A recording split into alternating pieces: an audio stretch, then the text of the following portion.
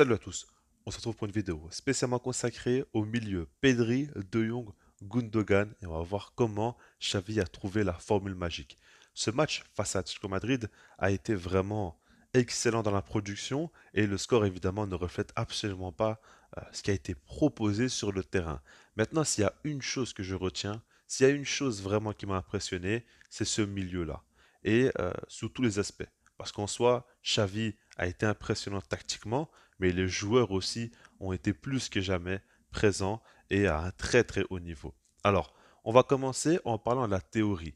Dans le système actuel de Xavi, le fameux 3-2-2-3 ou même des fois c'est simplement deux centraux, mais dans l'idée, il y a un milieu de terrain à 4 en boîte, en carré, et par rapport à ça, ben, ce qui devrait se passer dans la logique, comme la saison passée, c'est que tu as un pivot pur, type Busquets, qui va s'occuper tout simplement de jouer plus bas sur le terrain, de s'occuper des premiers ballons et d'assurer la relance de l'équipe. Et puis, pourquoi pas avoir quelquefois du jeu long aussi et être l'un des premiers joueurs qui va presser et contre-presser aussi.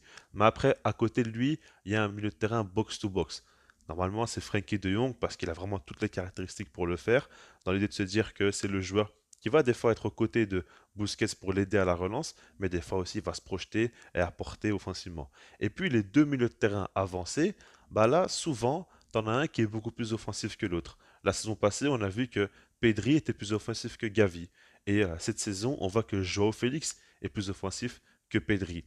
Et ça, il faut le prendre en compte parce qu'en soi, les deux sont assez hauts sur le terrain, mais quand on regarde bien, Pedri, il redescend beaucoup, alors que Félix, il garde une position haute. Et c'est parce qu'en phase défensive, bah, Félix, il devient ailier gauche. Et c'est pour ça qu'il reste toujours plus haut que Pedri sur le terrain quand l'équipe n'a pas le ballon. Donc ça, il faut bien le prendre en compte. Et ça, c'est la théorie de base. Maintenant, quand on a vu ce qui s'est passé face à Atlético Madrid, ça n'a pas vraiment été respecté et c'est là où c'est fort. Parce que j'ai toujours reproché le fait que Xavi, pour moi, tactiquement, comprend très bien les préceptes de jeu du Barça, du jeu de position, mais son véritable problème, c'est le fait que des fois, son approche est un petit peu trop scolaire, dans le sens où on a l'impression que tout doit être respecté, des fois il est un peu trop exigeant envers les joueurs, et ça me dérange un petit peu. Là, ce qu'il a fait face à Atlético Madrid, c'est le fait qu'en soi, il n'y avait pas de véritable pivot. On avait justement un double pivot avec Gundogan et De Jong qui s'échangeaient les tâches. Et ça, c'était très intéressant parce que globalement, c'est plus De Jong le numéro 6 que Gundogan, on va dire. Mais ça dépendait des phases de jeu. Des fois, c'était aussi Gundogan qui redescendait plus bas. Et ça, vraiment, c'est intéressant parce que ça amène un petit peu du flou aux joueurs de l'Atlético Madrid. Parce que imaginons par exemple qu'ils voulaient mettre un joueur au marquage individuel sur De Jong pour stopper, on va dire, les relances.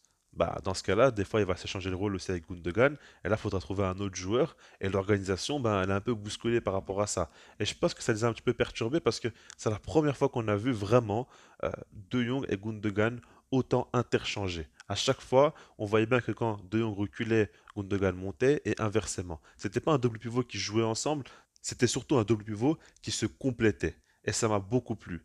Maintenant, ça ne s'arrête pas là. Il y avait aussi le cas Pedri qui était globalement plus haut, mais des fois, on voyait par exemple Gundogan monter, prendre la place de Pedri, et Pedri qui lui redescendait. Regardez par exemple sur le but du Barça, le but de Joao Félix, c'est Pedri qui est redescendu, limite comme un numéro 6, demandait le ballon à Inaki Peña, il a reçu le ballon et puis il fait le décalage pour Koundé. Mais là, à ce moment-là, c'est Gundogan qui a repris sa position.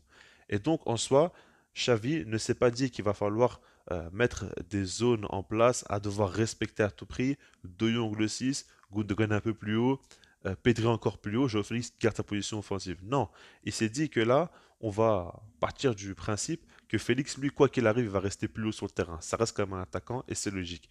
Maintenant, quand tu regardes bien De Jong, Gundogan et Pedri, ont tellement de qualités, que ce soit à la récupération, que ce soit sans ballon, avec ballon, dans les petits espaces, dans les grands espaces, bah, qui va leur laisser simplement de la liberté.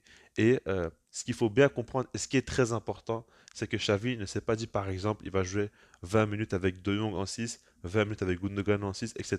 Non. L'idée est de se dire surtout que ça dépend du match et ça dépend surtout des mouvements qui sont mis en place. Et si jamais De Jong veut demander le ballon, il redescend, bah Gundogan remonte, etc.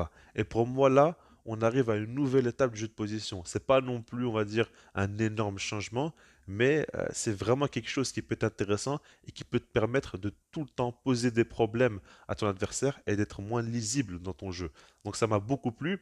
Et puis pour terminer, ce que j'aimerais ajouter aussi avec ce milieu de terrain, si vous avez bien regardé le match et si jamais vous pouvez regarder la rediffusion, faites un petit peu attention à cela. C'est qu'on a vu De Jong, Gundogan et Pedri souvent jouer très très proches. Ils se collaient énormément et on a vu qu'ils arrivaient constamment à se trouver dans les petits espaces. Parce que, ok, c'est trois joueurs très forts techniquement qui peuvent faire de grandes différences, mais le fait est qu'ils étaient aussi proches les uns des autres, bah, ça a fait qu'ils pouvaient tout le temps combiner. Et je vous cache pas que ça m'a rappelé un petit peu la belle époque où on avait Iniesta, Xavi, etc. qui combinaient entre eux. On va pas faire de comparaison, mais ça m'a beaucoup beaucoup plu. Et après, oui, vraiment, ils ont tous fait des matchs exceptionnels, mais vraiment, Xavi a fait un gros effort là-dessus, a beaucoup retravaillé son système au milieu de terrain.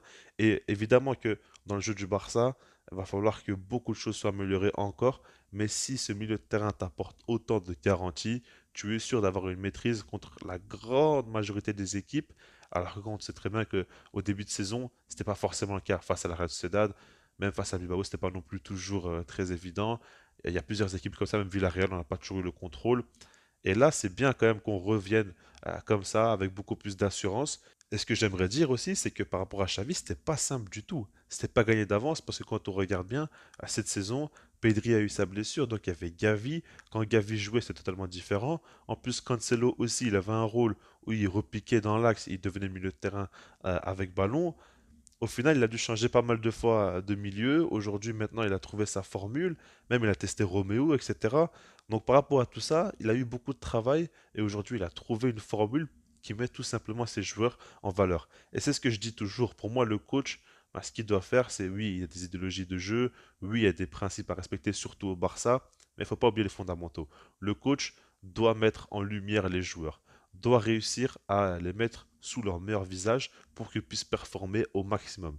Et c'est ce que Xavi a fait avec ce milieu de terrain, donc il faut le souligner, il faut le féliciter et on espère que ça va continuer comme ça. Je vous laisse là-dessus et puis sinon moi je vous dis peace.